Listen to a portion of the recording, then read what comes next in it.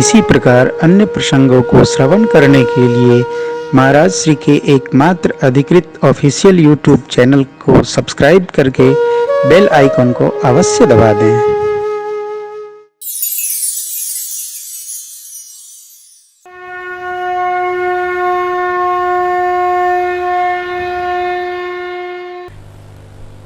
आज कथा का 7वां दिन है, 7वां सत्र है। बालकांड की लीलाओं को बाल चरित कहे विविध विध मन महु परम उछार।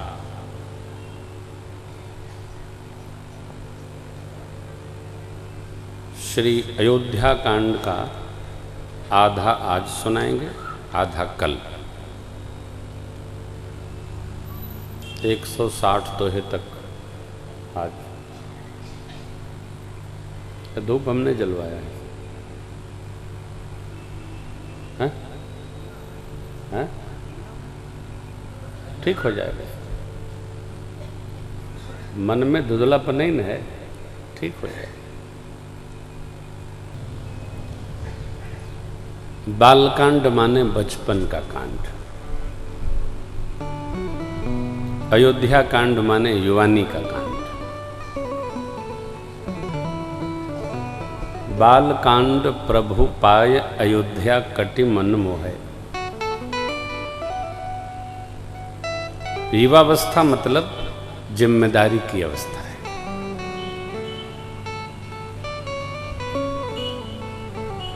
श्री अयोध्या कांड के प्रारंभ में पूज्यपाद गोस्वामी श्री तुलसीदास जी महाराज भगवान शिव की मंगल में स्तुति करते हैं। मेरे प्रभु इष्टदेव श्री रघुनाथ जी के मुखमंडल के भाव का वंदन और प्रणाम करते हैं। युगल सरकार का स्मरण करते हैं। नीलांबज श्यामल कोमलांगम सीता समारोपित वाम भागम पाणौ महासायक चारु चापम नमामि रामम रघुवंशनाथम।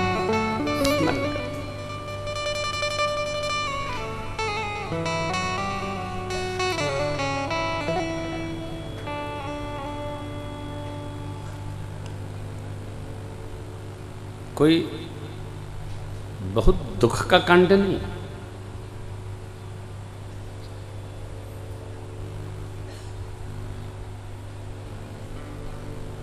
भगवान भोलेनाथ कहते हैं, कहे राम बन गवन सुहावा, सुनहु सुमंत्र अवध जिमि आवा। बनगमन कैसा है? अत सुहावना है। नारायण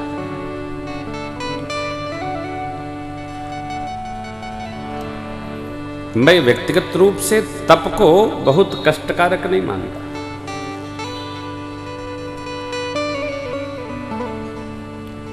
तप सुख प्रदान करता है।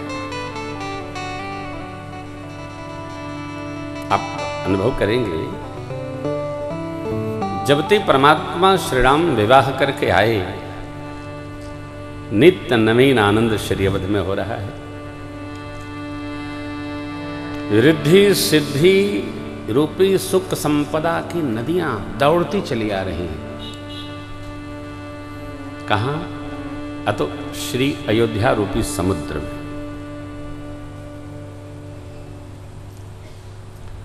सत्कर्म जितना बढ़ेगा, पुण्य जितना बढ़ेगा, जितना बढ़ेगा उतना सुख बढ़ेगा। पुण्य बढ़ाइए, किसी प्रकार पुण्य बढ़ाइए। कैसे बढ़ेगा हमने कल चर्चा कर ली।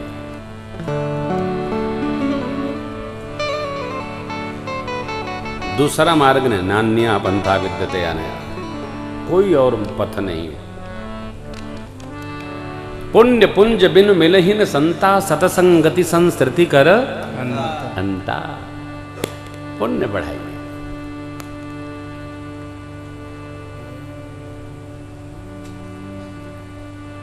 नगर के नरनारी बड़े प्रसन्न हैं। क्या देखकर? महाराज के उत्तराधिकार की परंपरा का भाव जगत में स्मरण करके क्या अद्भुत होगा जब राम जी उत्तराधिकारी होंगे। क्यों?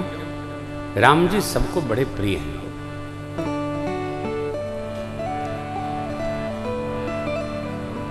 प्रिय कौन होता है? जो हमारी हर बात माने वो हमको प्रिय होता है। कई लोग जरूरी में प्रिय होते हैं, कई लोग मजबूरी में प्रिय होते हैं।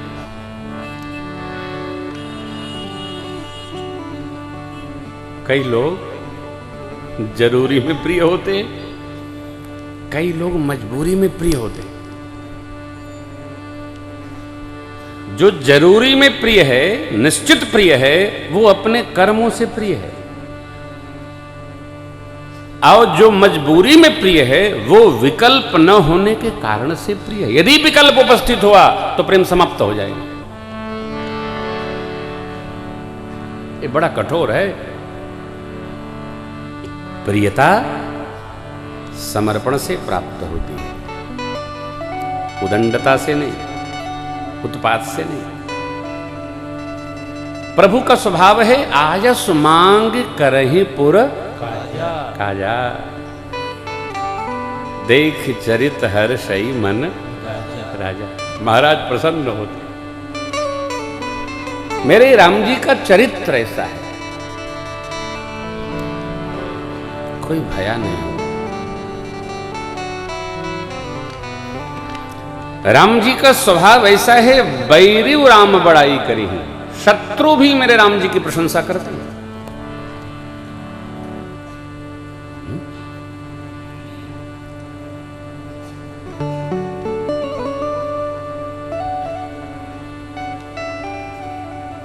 श्री अवध में जो आनंद हो रहा है, बाबा कहते हैं वो लिखा नहीं जा सकता। सब विधि सब पुरलोक सुखारी, रामचंद्र मुख चंद्र बिहारी। ये राम जी का रूप, गुण, शील और स्वभाव देखकर महाराज, माताएं, नगर के लोग, सचिवगण सब प्रमुदित माने विशेष प्रसन्न होते।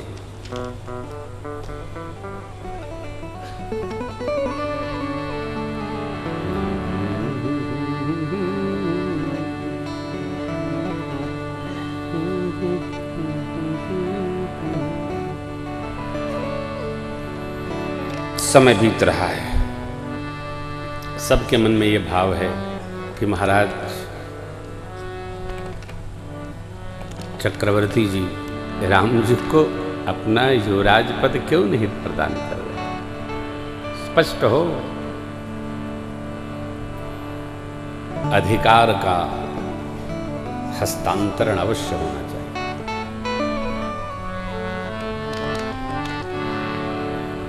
अधिकारों का विकेंद्रीकरण अवश्य होना चाहिए। एक व्यक्ति के पास अधिकार नहीं होना चाहिए।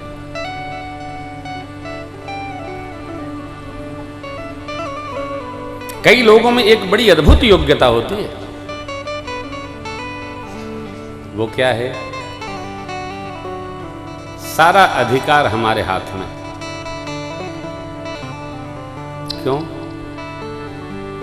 अब कोई कर सकने में सक्षम नहीं है तो मैं क्या करूं? किसको काम सौंप दूं? किसको न सौंप दूं? आप सौंपिए, उसके लिए कोई न कोई योग्य अपने आप निर्मित हो जाएगा। सौंपो अधिकार, सौंपो। परिवार में, संस्था में, समाज में, उत्तर प्रदेश में अधिकारों और कर्तव्यों के विकेंद्रीकरण न होने का परिणाम ऐसा होता है जैसा आप सुन रहे हैं, देख रहे हैं, पढ़ रहे हैं। ट्रांसफर करो। कोई बात हो अमुक से पूछ लीजिए, ये अमुक से पूछ लीजिए। अरे आप भी तो कुछ कहिएगा। नहीं, जब सब मिलेंगे तब हम कहेंगे। ये तो आप कर लीजिए, आप उनसे पूछ लीजिए, उनसे पूछ लीजिए। अधिकार प्रजा जैसा सोच रही थी। एक दिन सेवक के लाए गए दर्पण को देखकर महाराज ने मुकुट सम किया, कान के पास के बाल श्वेत देखकर महाराज का निर्णय हुआ अंदर से, क्या? नृप युवराज राम कहूं दे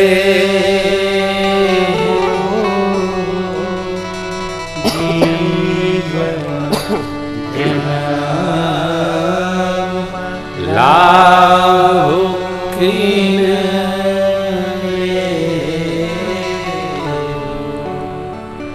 अंदर से दो बात है, एक है जानकारी और दूसरा है ज्ञान। पुस्तकों में ज्ञान नहीं है, पुस्तकों में जानकारी है। किताब पढ़ के आप जानकारी तो प्राप्त कर सकते हैं,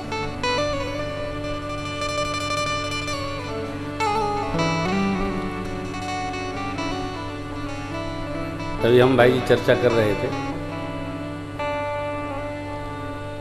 कल आपने कई रिदम में तबला बजाया, कल के कथा को निकाल के हमको आप दें। मैं इनसे कह रहा था कि आप ये सब कहाँ से ले आते हो? बोले गुरु कृपा है। अब दूसरे के लिए तो समस्या है, ये गुरु कृपा इन पर है, क्योंकि कई रिदम में भाई सीखा है वो तो ऐसे बजा देगा, लेकिन एक ही गीत पर कई ताल।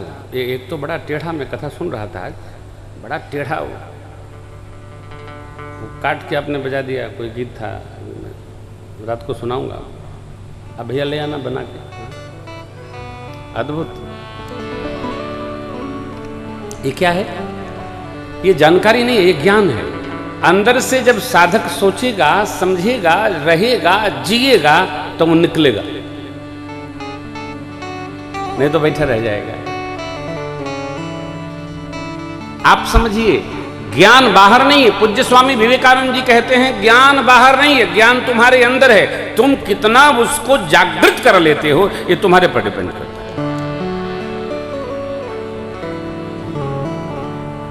ज्ञान अंदर है,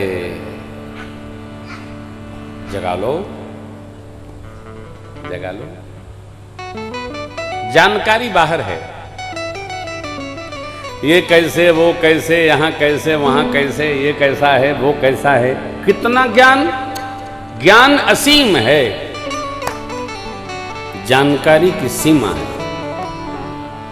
सामान्य जगत में जानकारी की महिमा है, ज्ञान की महिमा नहीं है। ज्ञान अंदर है, ज्ञान अगम प्रत्यूह अनेका। संसार के बारे में जो ज्ञान है, ये ज्ञान नहीं, ये जानकारियां हैं। ज्ञान क्या है? नित्य और अनित्य को जानकर नित्य संग्रह में सन्नद्ध संलग्न होना, ये ज्ञान है। नित्य क्या है? अतो परमात्मा है। नित्य क्या है? अतो भगवत भजन है। नित्य क्या है? मेरे सरकार है। नित्य क्या है? अतो बोध नित्य है। होई विवेक मोह भ्रम भागा, तब रघुनाथ चरण अनुराग। अब जानकारी को ही हमने ज्ञान मान लिया ऐसा। जानकारी ज्ञान नहीं। जानकारी तो आप जान गए। अरे भाई, ज्ञान जब हो जाएगा तो संसार के किसी जीव के उत्पात से आप अस्तव्यस्त नहीं हो, सहज रहेंगे, आप मुस्कुराते रहेंगे, क्योंकि जीव का तो अहमित अभिमान जीव धर्म है। मैंने किया, मैं नहीं करूंगा तो कौन करेगा, ये अहमिति। मैं, मेरे द्वारा। ठीक है, जब कभी हम ये कहते हैं मेरे अलावा क्या, तो दंभ हो जाता है। वो फिर वो दंभ हो जाएगा, अभिमान नहीं है, दंभ। स्वयं हमको स्वाभिमान और अभिमान में अंतर समझ लेना चाहिए। हम जिसको स्वाभिमान कहते हैं, दूसरे के कान में वही अभिमान लगता है। हमने शब्द प्रयोग किया, वाक्यांश बोला, वो हमारे लिए स्वाभिमान, दूसरे के लिए अभिमान। और उसको सुनाकर किसी का निरादर करना, ये दंभ है। कोई मैं ही, ये ज्ञान नहीं है, ये अज्ञान है। हमको आपको ज्ञान में रहना है। कल बात आई थी पुनः उसके आश्रय में। मैं ये कदापि नहीं मानता कि 60 साल के बाद ही ज्ञान होना चाहिए। ध्रुव की अवस्था क्या 60 साल थी? 8 साल।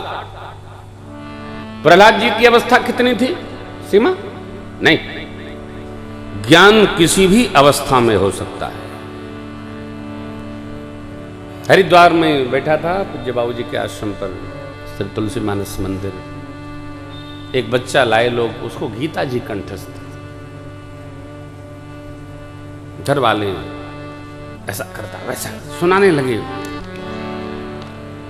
तो मैंने उससे पूछा बच्चे से कि आप ध्यान करते हो? बोला हाँ करते हो। गीता के किसी श्लोक का ठीक से मनन किया? अभी तो कंठस्थ कर रहे हैं। सुना सुना सुना सुना। अरे गीता ऐसा ज्ञान है जो उपनिषदों का भी सार है। इसके योग शास्त्र कहा जाता है। किसके लिए? जुड़ने का शास्त्र है गीता। गेयम गीता नाम शास्त्रम ध्येयम श्रीपति रूपम जश्रम। हम बाहर को ही प्रसन्न करने से दुखी रहते हैं साहब, अंदर आते ही नहीं। कभी अंदर मैं आपको बहुत कुछ नहीं उतारूंगा, जरा अंदर विचार करिए। हमको अंदर होता है क्या? छोटा बच्चा कोई भजन करता है, बिटिया भजन करती है, ए न जाने क्या हो गया, देखो इसको तो अभी उम्र नहीं है। अरे भाई बाबा नाना की उम्र है नहीं, बच्चों की है नहीं, तो आखिर उम्र तुम्हारी कब होगी? ब्रह्मा जी से कोई सरखत खतौनी मिली है क्या?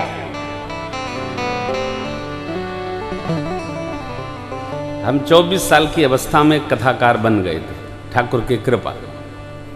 जहां जाते थे एक ही बात, माताएं कै भाई हो? 3-4 भाई। अभी उम्र नहीं थी। अभी कथावाचक में रोना माताओं का बड़ा बुरा लगता था। माई बाप भी हैं, हाँ सब हैं, सब हैं। तो आपको ये नहीं करना चाहिए। ऐसा बैठ गया है दिमाग में कि कब करना चाहिए। अरे भगवत भजन की कोई उम्र है हो, करे रहो। कई लोग ऐसा सोचते हैं कि अरे ये अभी से भजन करेंगी करेगा तो सधुआई जाएंगे। अरे जो साधु हो गए हैं वो तो सधुआई नहीं रहे हैं, तो ये क्या हो जाएंगे हो? आप सोचिए, कोई चोला बदले से सधुआत है ना? जब तक जीव की चेतना में भगवत कृपा अवस्थित नहीं होगी, साधुता यूं नहीं उतरती है। बहुत कठिन। बच्चे भजन करने दो, बिटियां करती हैं करने दो। लेकिन मैं सभी बच्चों को यह निर्देश और आदेश, निवेदन, आज्ञा, क्या? विद्यार्थी का राम काज है उसका विद्याध्ययन। भगवत पूजन हमारे किसी कार्य में विघ्न नहीं होना चाहिए। भगवत स्मरण करो, विद्याध्ययन करो, करते रहो करते रहो करते रहो। हम लोग निरंतर लगे रहते हैं। कोई बाधा उत्पन्न हो? नहीं, कदापि नहीं।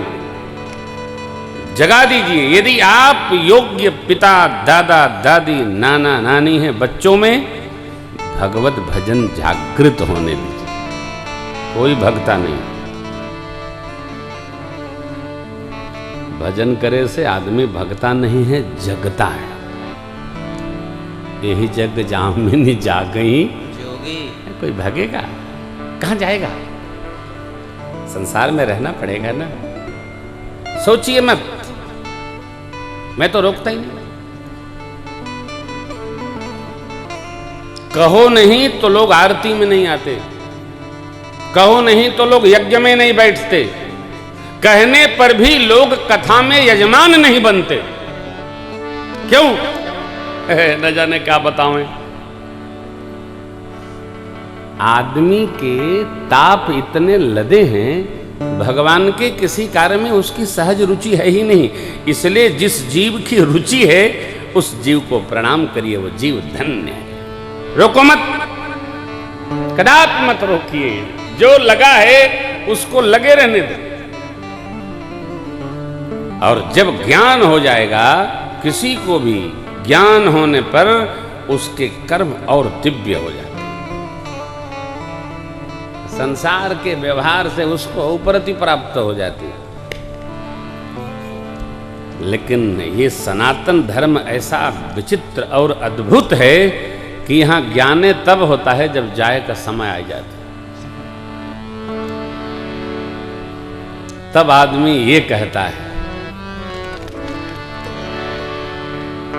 जीवन नकारत चला गया, अब बचा ही नहीं, जो ही है सो ही सही, करेंगे सीताराम सीताराम सीताराम। 10 बार कहे तब तक सुत जाता, क्योंकि जीवन भर नहीं किया तो अंत में बनेगा नहीं। ये तो अभ्यास है हो। जैसे कोल्हू के बैल को घूमने का अभ्यास हो जाता है, गधे को एक स्थान पर चरने का अभ्यास हो जाता है, बंदर को लाख विवेक देते रहिए, घड़े में हाथ डाले तो पकड़े रहने का चने को अभ्यास हो जाता है। उसी प्रकार हमको आपको जगत में रहने का अभ्यास हो जाता है। भजन करोगे आप तो भजन का अभ्यास होगा। इसलिए जो जीव करता उसको करने दो, करने दो, करो। नहीं तो ये देखिए, चक्रवर्ती महाराज को भी चौथेपन के बाद स्मरण आया, धर्म धुरंधर है सरकार। हमारी भी स्थिति है, केवल परमार्थ को अपना मानिए, संसार को अपना नहीं मानना है। संसार अपना नहीं है, परमार्थ अपना है। परमार्थ क्या है? परमात्मा, राम ब्रह्म परमार्थ। हम जब परमार्थ की बात कहते हैं तो ये नहीं कहते हैं कि घर द्वार बेच के सब मंदिर में दान कह दो, दान कह दो। दान कह दो तो रही हो कहाँ? आप जहाँ हैं ऐश्वर्य अर्जित करें, ऐश्वर्य में रहें और रहने के साथ साथ ही परमार्थ साधते रहें। यही जीवन है। यज्जीवते क्षणमपि प्रथितं मनुष्यै विज्ञान शौर्य विभवादि गुणैः समेतं तन्नाम जीवितमिह प्रवदन्ति सन्तः काकोऽपि जीवति चिरायु बलिञ्च। जीवन तो ऐश्वर्य के साथ हो। चक्रवर्ती जी महाराज को ज्ञान ज्ञान आई, हस्तांतरण का भाव आया, अधिकार हस्तांतरित कर दिया गया, रचना बनी, गुरु चरण में उपस्थित हुए। सरकार की कृपा है प्रभु। राम जी सब प्रकार के योग्य हो गए हैं आपकी कृपा से। कोई उत्तम मुहूर्त सरकार बताते तो राम जी का युवराज पद पर अभिषेक हो जाता। गुरु जी ने क्या कहा? बेग विलंबन करिय नृप, अरे साजिय सबुई सुदिन सुमंगल तब ही जब राम हो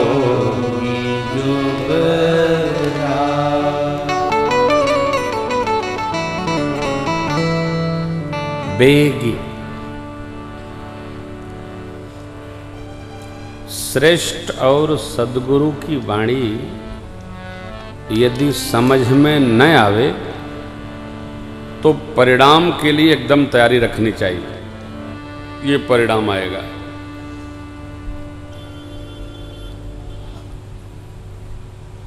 गुरुजी ने कहा बेग विलंब न करिए।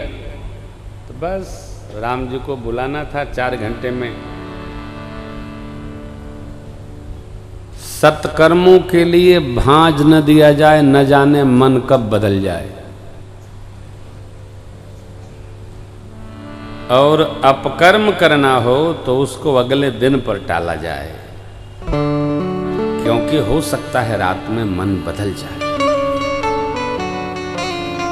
सत्कर्म तत्क्षण करिए, भांज न दीजिए।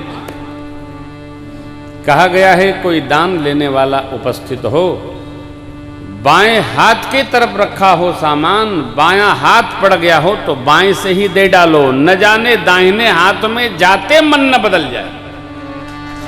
ये बड़ी विचित्र स्थिति हो।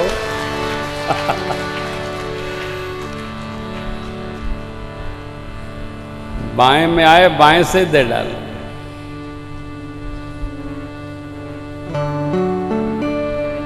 कभी आपने अनुभव किया हो,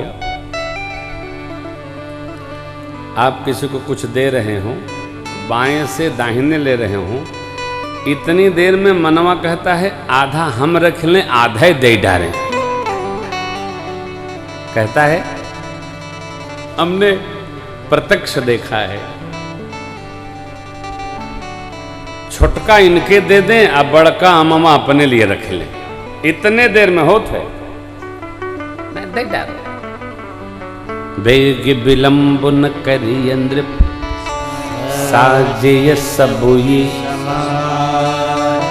दरबार में क्या समाज, सब तो सजे रहता है हो।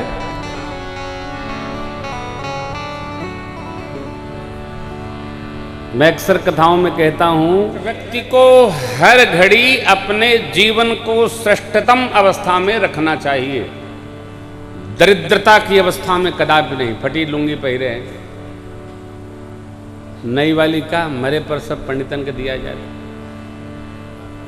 तो उन्हें काम में आएगी। ऐसा कौन सा सुख है? भगवान ने दिया है तो उसका ठीक प्रकार से व्यवस्थित उपयोग करो। कोई आएगा तो बढ़िया पहरेंगे, अपने रहेंगे तो क्या नंगे रहेंगे? एक कौन सा जीवन है? हर घड़ी नई नवेली बहू के जैसे सज धज कर जीवन में रहना चाहिए। रोग आकर नहीं, बढ़िया। अरे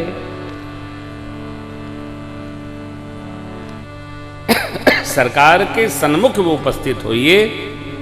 ऐश्वर्य का दर्शन परमात्मा को भी होना चाहिए। हाँ, संपन्न दिया। जगत के सामग्री को उपयोग करने का अभ्यास जीवन में होगा, तभी भगवान और कृपा बढ़ाएंगे। इसका अभ्यास करो। बेगी देर नहीं।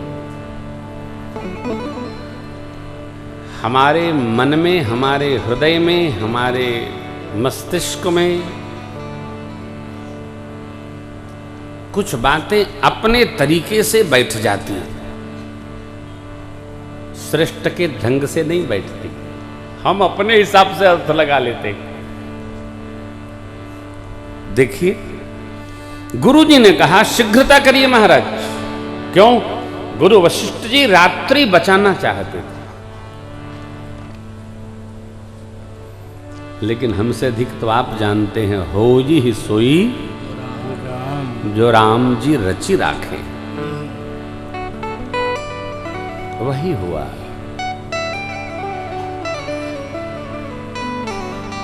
राजन, जिससे विमुख होकर जीव को पश्चाताप होता है, जिसके भजन बिना जी की जलन नहीं जाती है जीव की, वही सारे जगत के स्वामी आपके पुत्र होकर आए हैं। आपकी संकल्पनाओं का फल अनुगामी है।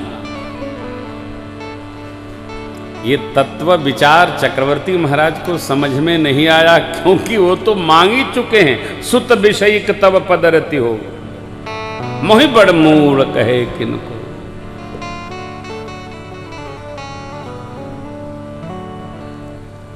सुख बहुत हो ना तो दुख आएगा ही, सावधान रहना है। आगे की कथा प्रसंग में आप जानते हैं, गुरुदेव से प्रार्थना किया है चक्रवर्ती जी ने राम जी को उपदेश करें। प्रातःकाल उनका युवराज पद पर अभिषेक होगा। हे प्रभु, व्यवस्था संभलवाने, सचिवगणों के साथ बैठक करने, मंदिर परिषद को बुलाने महाराज विदा लिए। गुरुदेव ने आकर राम जी को उपदेश किया। अर्घपूर्वक भगवान ने स्वागत किया और निवेदन किया, सरकार प्रभुता को छोड़कर आप पधारे, यह पावन भवन धन्य हो। प्रभुता तजी प्रभु कीन्ह सने भय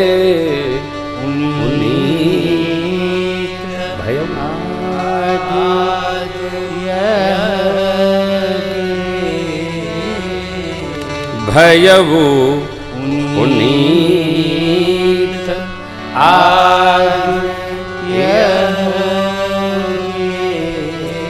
सृष्ट के आगमन से हमारी कुटिया धन्य धन्य हो गई। आज्ञा प्रभु। अरे उचित तो था हमको ही आप बुलवा लेते। ध्यान रखिएगा, श्रेष्ठ से मिलने जानना चाहिए, श्रेष्ठ को बुलाना नहीं चाहिए। श्रेष्ठ से मिलने जाने पर हमारा पुण्य बढ़ता है और श्रेष्ठ के हमारे यहां आने पर हमारा पुण्य थोर होता है। यहां प्रसंग कहता है, यह आज्ञा है। संत की कुटिया पर, श्रेष्ठ की कुटिया पर, पिता की कुटिया पर, सदगुरु की कुटिया पर जब आप जाएंगे तो पुण्य बढ़ेगा। बुलाना नहीं, जाना। उपदेश किया गुरुदेव ने, राम जी आप सब प्रकार संयम वर्तिए, रखिए। यदि भगवान ब्रह्मा ने सब कुछ कुशल रखा तो कल प्रातःकाल सूर्य भगवान की रश्मियों के साथ आपका युवराज पद पर अभिषेक होगा। यदि भगवान ब्रह्मा ने सब कुछ कुशल रखा तो अभिषेक होगा। क्यों कहते हैं गुरु? सब कुछ ब्रह्मा जी के हाथ में है। चक्रवर्ती महाराज के दिव्य उत्तराधिकारी होंगे। गुरुदेव को विदा किया प्रभु ने। सोचने लगे, क्या जो श्रेष्ठ जीव का चिंतन है। भगवान यह विचार करने लगे कि हम चारों भाई एक साथ जन्मे, एक साथ पढ़े खेले और तो और एक साथ यज्ञोपवीत, एक साथ विवाह महोत्सव, और अनुजों को छोड़कर मुझे अभिषेक होगा, ये तो उचित नहीं।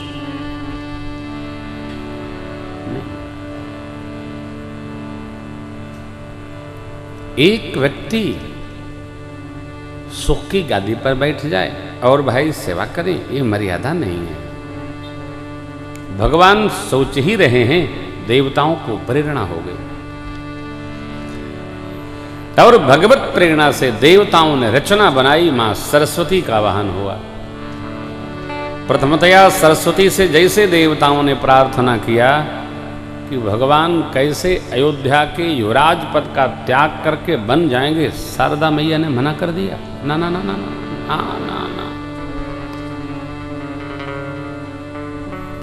जरा नीचे देखिए क्या उत्सव चल रहा है, क्या हर्ष भाव है। देवताओं ने समझाया, शारदा मैया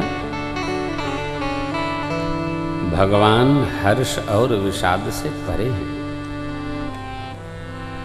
ब्राह्मण गौ हमारे आपके लिए, संत जनों के लिए धरती के भार को उतारने के लिए धरती पर अवतरित हैं प्रभु। आप तो कुछ भी करके ऐसी रचना बनाइए कि राम जी वन की ओर चले। देवताओं के बहुत समझाने पर मां सरस्वती तैयार भई। उन्होंने अपनी दिव्य शक्ति को विघ्नेश्वरी स्वरूप में भेजा है श्री अवध। ढूंढने लगी कि मैं किसके पास जाऊं, किसका वर्ण करूं।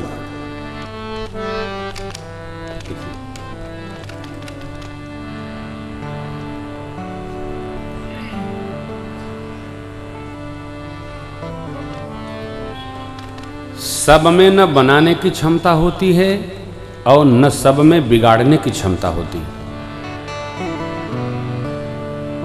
सब में न बनाने की क्षमता होती है, न सब में बिगाड़ने की क्षमता होती है। बनाने के लिए भी कोई कोई जन्म लेता है और बिगाड़ने के लिए भी कोई कोई जन्म लेता है। ये तो भगवत कृपा से विवेक जिसको जग जाएगा वो सावधान रह सकता है, नहीं तो बड़ा कठिन है, बहुत कठिन है। उपाय क्या है महाराज? ये उपाय है, कान के पक्के रहिए।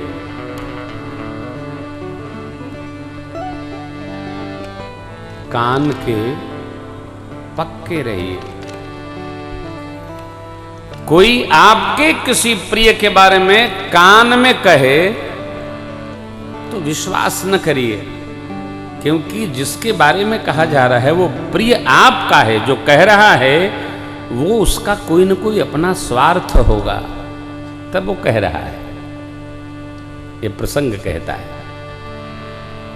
किसी ने कह दिया, हमने सुन लिया, हमने मान लिया, नहीं। अपनी प्रीति और निष्ठा में दृढ़ता होनी चाहिए।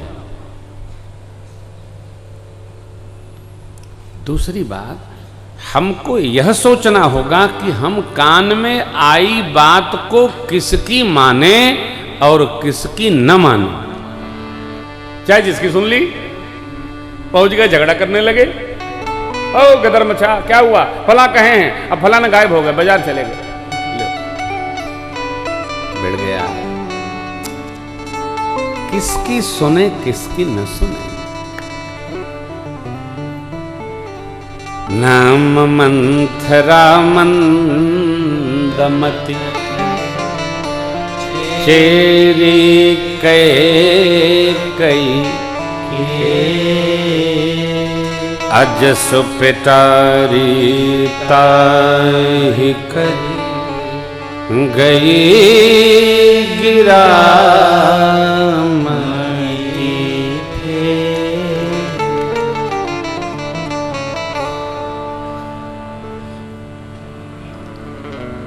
विघ्नेश्वरी ने मंथरा की मति को फेर दिया। पूरी अयोध्या की प्रजा जहां प्रसन्नता और आनंद में है, जब मंथरा ने दिखा श्रृंगार साजो सामान तो पूछी किसी से, ये कैसा साज सज रहा है? हमारे राम जी का अभिषेक है। नख से सिख तक उसके आग लग गई। गौवा की भाषा में कहे तो बरी गई मंथरा। हाँ, अरे राम, राम का अभिषेक कदापि नहीं। मां के पास चेरी कैकेयी अम्बा के पास। और आप चित्त में बिठा करके रखिए एक भाव, कैकेयी मां बड़ी अम्बा से भी अधिक राम जी से प्रेम करती है।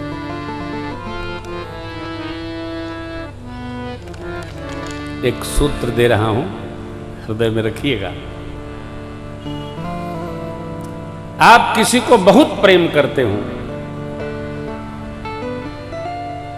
और कभी वह व्यक्ति आपके प्रति बहुत आवेश में आए तो समझिएगा वह व्यक्ति का आवेश नहीं है, किसी परिस्थिति बस आवेशित किया गया है, अन्यथा नहीं लेना है। एकदम सावधान रहना है, क्योंकि निरंतर जहां प्रेम चल रहा है वहां आवेश यूं नहीं आता, क्योंकि प्रेम की निरंतरता सतत बनी है। कई अंबा राम जी से कितना प्रेम करती हैं, दर्शन करिए। पहुंच गई, आंसू टपकाती, लोर टपकाती, भभकती हुई मां को सारी खबर दे दी। सुना, तुम्हें खबर नहीं, राम जी का कल अभिषेक है।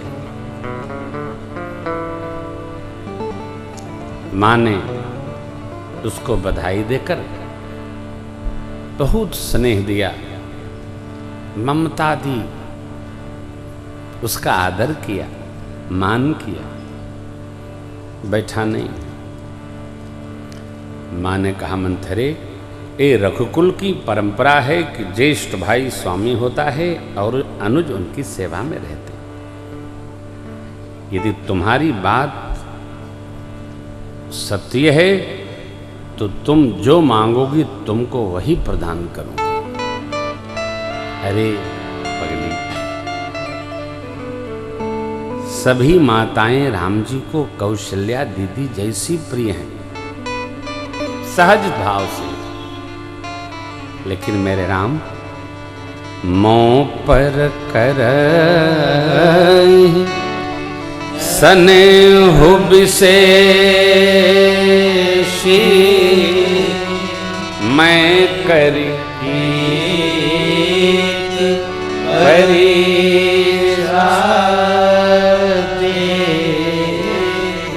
मैंने राम जी के प्रेम की परीक्षा की है। राम जी मुझ पर बहुत प्रेम करते। मैं तो भगवान ब्रह्मा से ये वर मांगती हूं, यदि भगवान ब्रह्मा हमको अगला जन्म दे तो श्री राम और सियाजू ही हमको पुत्र और पुत्र वधू के रूप में प्राप्त हो। अरे मेरे प्राणों से प्यारे राम जी के तिलक का प्रसंग सुनकर तुम्हारे मन में क्षोभ कैसे? मैं भरत जी की सौगंध लेती हूं, तुमको जो कष्ट है, क्लेश है, संशय है, वो स्पष्ट सुनाओ। ये जो विघटनकारी लोग होते हैं ना, इनको बातें बड़ी मीठी मीठी बनानी आती है साहब। मंथरा बोली, एक ही बार आस सब पूजी, अब कछु कहब जीभ करे दूजी। क्या फर्क पड़ता, होरे जोग कपार हमारा, भले कहत हरी दुख। हाँ, मेरा तो ऐसा भाग्य है, आपका भला सोच रही हूं और आपको मेरे में ही बुराई दिख रही। अरे साहब, यहां बाबा ने चरित्र का स्मरण किया है। क्या चरित्र है? महात्मा महापुरुष कहते हैं कि लाड स्नेह में कैकेयी अम्बा ने मंथरा का स्पर्श कर लिया। अपनी पीड़ा को सुनाते सुनाते सुनाते सुनाते क्या क्या होगा जब राम जी का तिलक हो जाएगा, सब गाथा सुना दी हो। सामान्य व्यवहार है, स्त्री सब कुछ बर्दाश्त कर सकती है, लेकिन चूने की बनी मूर्ति रूपी सौत बर्दाश्त नहीं कर सकती। ऐसी कहानी बढ़ाई गढ़ाई। जानती हो, राम जी का जब तिलक होगा, लक्ष्मण जी नायब हो जाएंगे, भरत जी बंदी गृह में चले जाएंगे और तुम जीवन भर सौत बनकर सेवा करोगी कौशल्या रानी की। सुरमाया बस स्पर्श में बड़ा दोष है हो। स्थान में यदि शुद्धता नहीं है तो स्थान में जाने से जीव की बुद्धि बदल जाती है। कई भूमि रुक्ष होती है। हम लोग कथा करते रहते हैं, घूमते ही रहते हैं। अभी कहीं कथा करने गए थे, मन नहीं लगता है। कई बार कथाओं में हे भगवान 9 दिन कब आएगा, ऐसा हो जाता है। भूमि का प्रभाव, भाव का प्रभाव, जीव के स्वभाव का प्रभाव, सब कुछ। जीव के स्वभाव में यदि सहजता नहीं है, उसके साथ बैठने पर उलझन होगी। ये जो हो रहा है तुम्हारे साथ, इसमें सब कौशल्या जी की रचना है। बड़ी योजना पूर्वक रचना बनाकर महाराज को अपने तू बता कि क्या महाराज ने तुमसे कभी चर्चा इस बात की ना, बस तो यही तो नाना विधि करके समझा लिया। और देख, आपको मैं एक मंत्र देती हूं। क्या बताए नहीं ना? वस्त्र उतार दे, राज वस्त्र, मोटा वस्त्र पहन लो।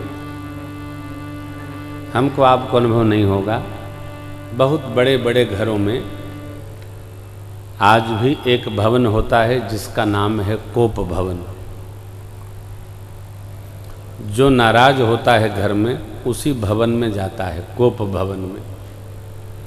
जब उसमें कोई जाता है तो घर का स्वामी समझ लेता है कि इनको मनाना है, फिर वो बैठ के मनाता है। अच्छा, कई लोगों को मनाना बहुत अच्छा लगता है। यदि किसी को अच्छा लगता हो तो मनाते रहना चाहिए, और जिसको कुपित होना उसको कुपित होते रहने देना चाहिए। ये भी एक रस है जीवन का। हाँ, इसको बुरा नहीं, ये तो व्यवहार है जीवन का। यदि कोई कुपित है तो उसको मनाइए, क्योंकि मनाने के लिए ही वो कुपित हुआ है। दुराइए मत, रस है ना। सावधान, मंथरा ने सब तो ज्ञान अच्छा दिया, लेकिन ये कहा कि सब श्रृंगार उतार दो। किसी भी सौभाग्यवती बहन को, मां को, सौभाग्य सूचक जो अलंकरण है उनको कदापि अपने बदन से दूर नहीं करना चाहिए। जो स्थिति नहीं है उस स्थिति को क्यों उपस्थित करना। कई लोग हमको दकियानूस कहते हैं, कारण हम तो अब बोलना बंद कर दिए हैं, अब तो मीठा मीठा बोलने लगे। ब्याह के बाद भी बहन बेटी बहुएं सिंदूर नहीं लगाती हैं, अलता लगा लेती हैं, अलता है? अब वो अलता कैसे, जैसे गलता, बीच में नहीं साइड में। अरे राम राम राम। अरे ये स्नान के बाद पहला अलंकरण है सिंदूर धारण करना केंद्र में। हनुमान जी क्या धारण करते हैं? सिंदूर धारण। क्यों? आपने सुना होगा ना, श्रृंगार हाट के प्रसंग है कि हनुमान जी लीलाधारी हैं, लीला करते रहते। माँ के पास गए तो माँ से पूछे कि माँ आप ये हमको सरकार का दर्शन करना है। बोले माँ ने भी लीला कर दिया। ऐसे हमारे राम में प्रचलित कथा है। तो प्रवेश करने लगे तो माँ ने कही लाला इधर नहीं जा सकते आप। क्यों? इधर वो जाता है जिसके ये लगा होता है। श्री हनुमान जी श्रृंगार हाट गए और घी की दुकान से घी ओढ़ लिए और सिंदूर की दुकान से सिंदूर ओढ़ लिए और माँ के सन्मुख आके खड़े हो गए। बोले माँ अब बताइए। अरे बोले अब आप यहीं बैठिए। तो माँ ने आशीर्वाद दिया कि लाला आपको जो घी सिंदूर लगाएगा उसकी मनोकामना प्रभु कृपा से पूर्ण होगी। ये लीला है।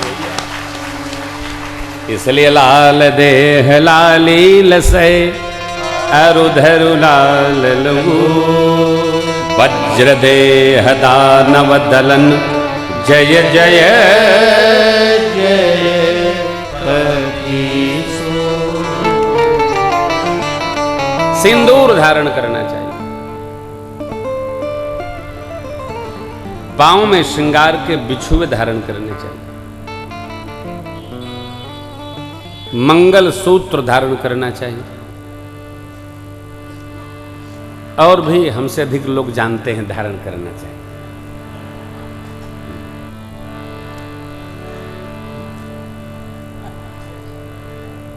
अधिक नहीं। मां ने सब उतार दिया। ये क्या? समस्त श्रृंगार उतार देना, ये सौभाग्य की श्रृंगार उतारना, ये दुर्भाग्य का सूचक है। कदापि नहीं।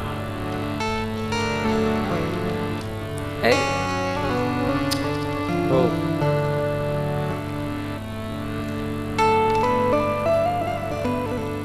श्रीमद् वाल्मीकि में एक कथा है, जब अलंकरणों की बात आई तो गुरुदेव भगवान को मां अरुंधति जी को बड़ा कड़ा रुख लेना पड़ा। तो मैं प्रसंग नहीं कहूं। जो अलंकरण कम थे वो मेरी मां अनसुईया जी ने दिव्य बसन भूषण पहिराए। कैसे? जे नित्य नूतन अमल सुहाए। घर की पुत्र वधू और बिटिया अलंकारों से सजी होनी चाहिए, सजी धजी होनी चाहिए। बेटी मिले, आहा, उसके हाथ में कंगन स्वर्ण के रत्न जड़ित खनखने जाए। क्या अर्थ है? घर की बहू और बेटी सजी धजी होवे तो आनंद होवे। हाँ, हमको कोई मिलता है तो पूछता हूँ, बहू के कितने गहने बनवाए? अभी नहीं, पहले गहने बनवाओ फिर आना, फिर मंदिर सेवा बाद में करना, पहले गहने बनवा। बहू रानियाँ सजी धजी हो तो थोड़ा देखने में भी अच्छा लगता है, आनंद होता है, भगवान कृपा बरसाते हैं। माँ गई खूब। संध्या वेला में महाराज अपने आह्लाद भाव का दर्शन कराने कई कई माँ के निज निवास की ओर जा रहे हैं। अरे सेविकाएं सिर झुका ली। महाराज ने पूछा, राजरानी जी किधर हैं? कोप भवन। अरे कोप भवन सोने सकोचे उरा।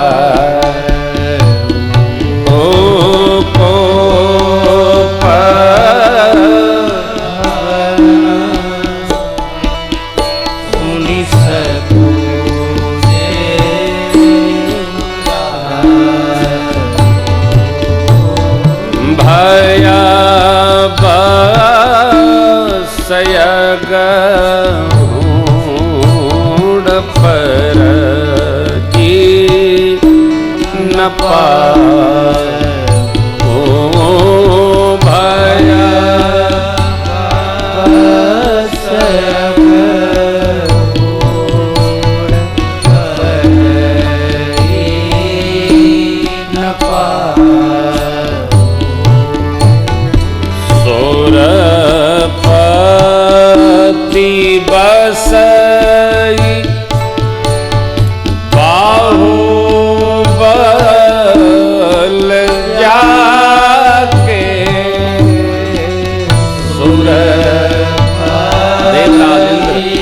जिनके भरोसे सिंहासन सुरक्षित मानते हैं सारे राजा लोग।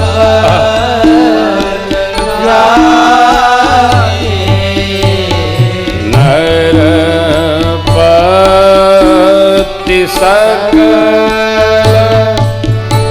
रहहि रुखता के। नरपति सकल रहहि रुखता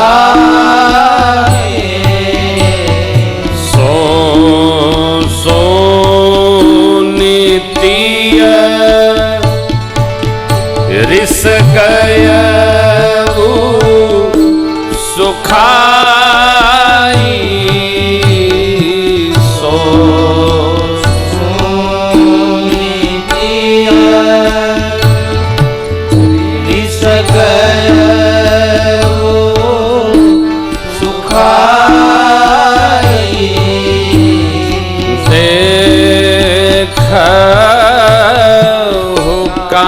रामा प्रताप बड़ा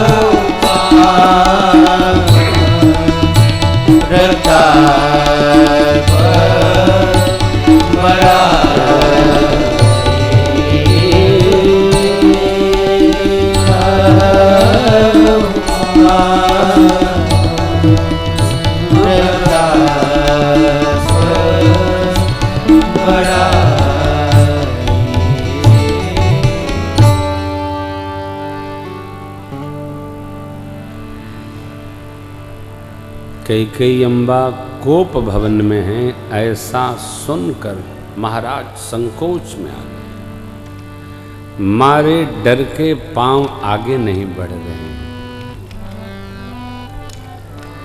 बाबा कहते हैं देवी, देवराज इंद्र जिनकी भुजाओं के बल से अपने राज सिंहासन को सुरक्षित मानते हैं, धरती के सारे राजा जिनकी ओर इस ललक से देखते रहते हैं कि महाराज की मेरे पर दृष्टि बनी रहे, तो कोई राजा हमको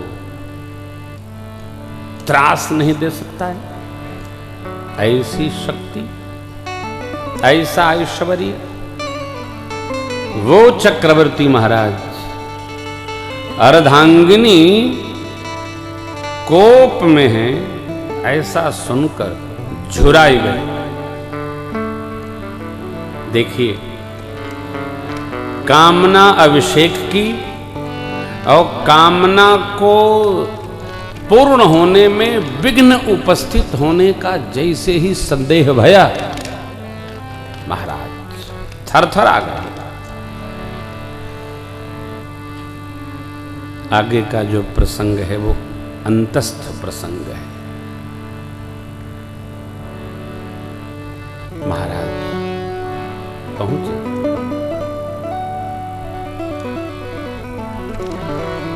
भय सहित महाराज ने लाड़ लड़ाकर मैया से पूछा, आपका अहित ऐसा कौन है जिसने किया? अरे, जो कुछ भी आपको कहना है मेरे को बताइए। आपका अहित करने वाला कोई देव है, मैं उसे भी मार सकता हूं। मनुष्य कीट पतंग को कौन कहे?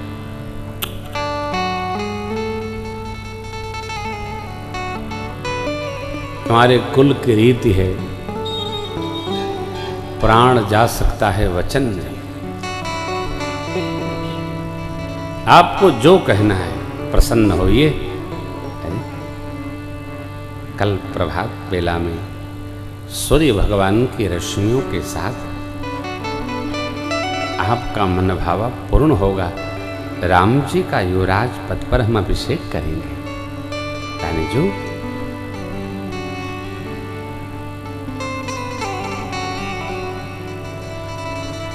पीड़ा और बढ़ गई, छिपा लिया।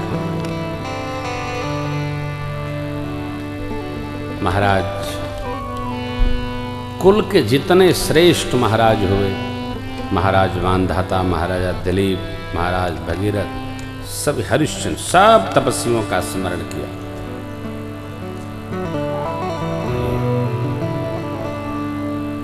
जो मन में हो कहिए, मैं सत्य और राम जी की शपथ लेता हूं, आप जो कहेंगे वही मैं करूं।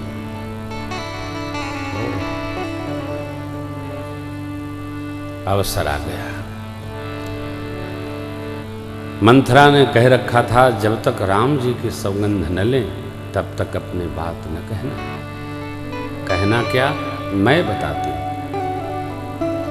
बाबा, भूप मनोरथ सुभगुबन, सुख सुविहंग भिल्लिन जिम छाड़न चहती बचनो भयंकर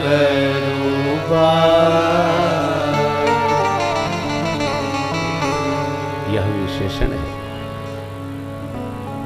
वचन रूपी बाज समाज रूपी पक्षियों पर और महाराज को लक्ष्य बनाकर कई मैया ने कह दिया। देखिए, अति प्रसन्नता किसी के साथ हो तब भी वचन देते समय सावधान रहना चाहिए। दो बात, एक वस्तु मांगता हूं, बुरा तो नहीं मांगेंगे।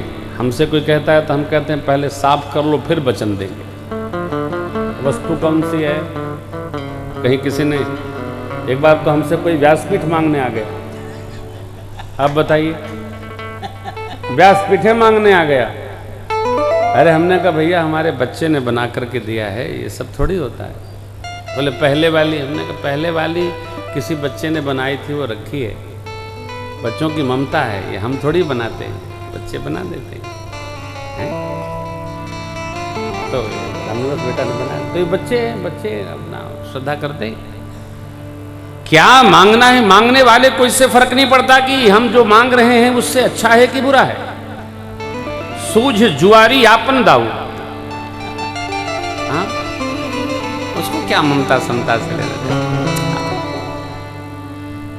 मां ने प्रारंभ किया हो, सुनहो प्राण प्रिय भावत जी का देहो एक भरत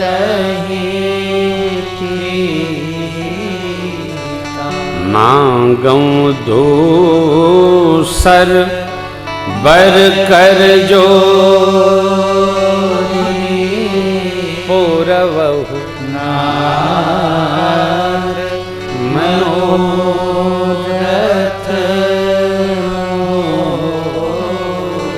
तापस वेश विशेषी उदासी 14 बरिस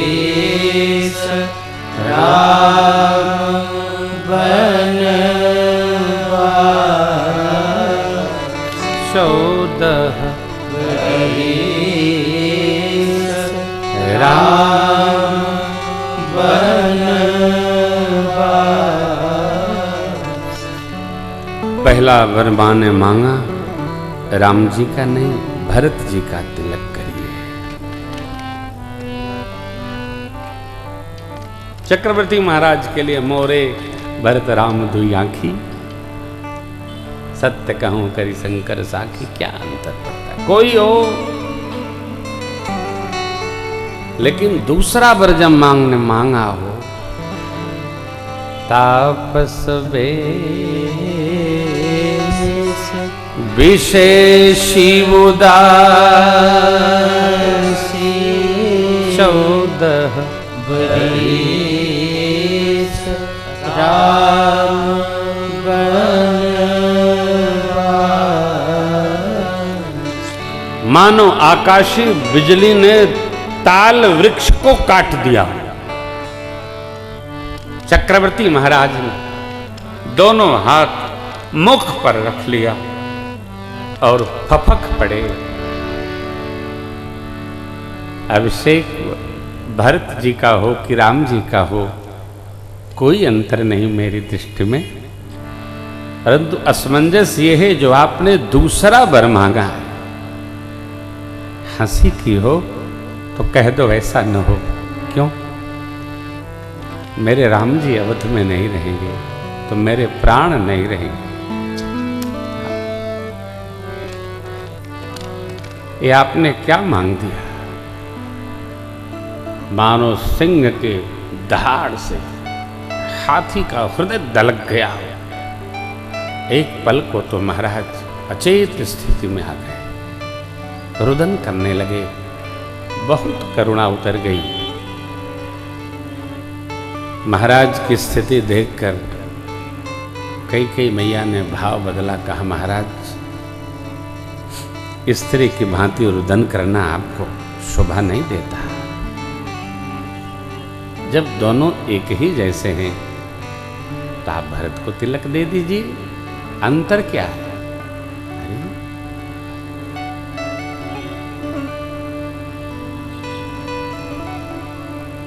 यदि आपको ना ही कहना था तो पहले कहना चाहिए। एक साथ दो व्यवहार संभव नहीं है। ठहाका लगाकर हंसी भी करें और ओख में हवा भी रोके, रोइए नहीं। या तो हाँ या तो ना। महाराज ने कुछ कहा फिर माने। चक्रवर्ती जी महाराज समझ गए कि अब इसी भाव में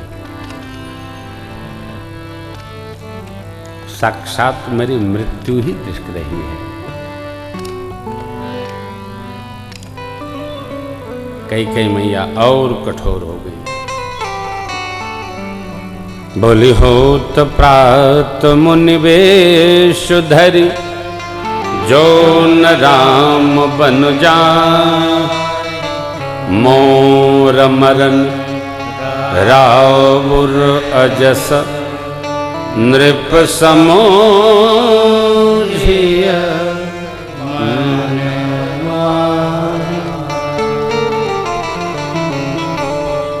प्रातः काल होते यदि राम जी बन नहीं जाते हैं, आपकी अपकीर्ति होगी, क्योंकि मैं प्राण त्यागूंगी।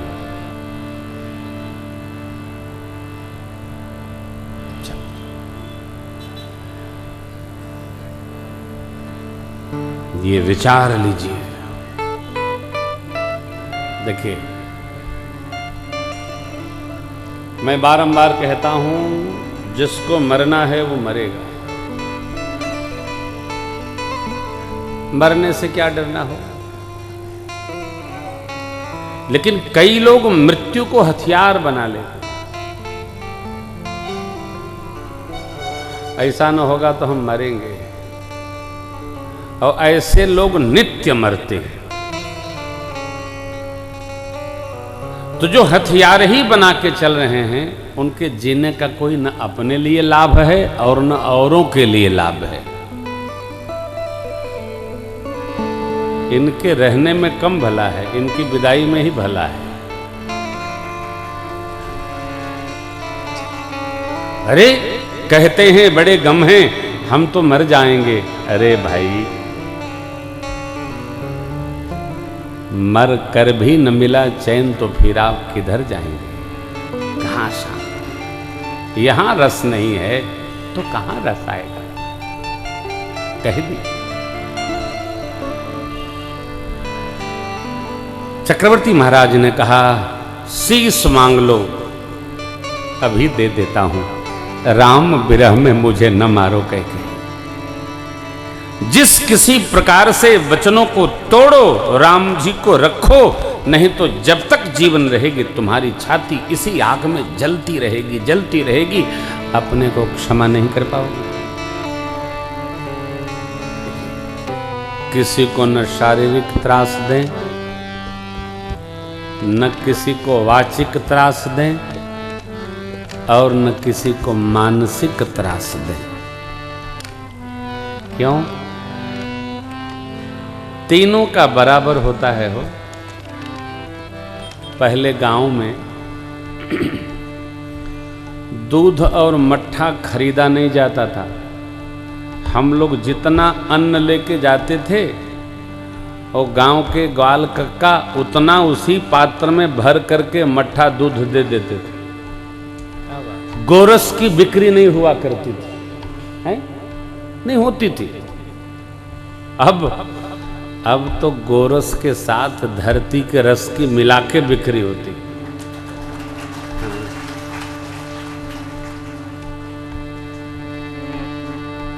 और इसको हम समझते हैं कि हमारा बड़ा अच्छा व्यवहार और व्यापार चल रहा है, शुद्ध।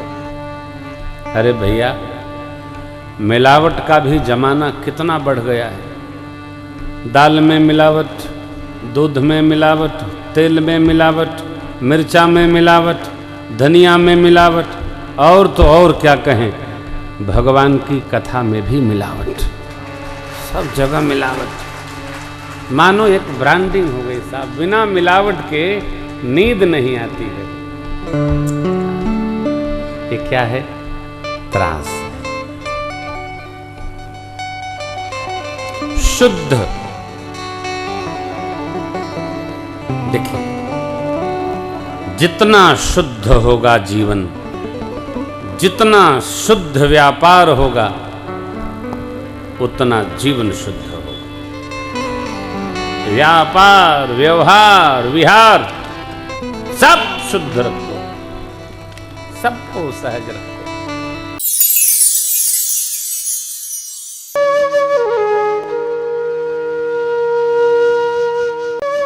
इसी प्रकार अन्य प्रसंगों को श्रवण करने के लिए महाराज श्री के एकमात्र अधिकृत ऑफिशियल यूट्यूब चैनल को सब्सक्राइब करके बेल आइकन को अवश्य दबा दें।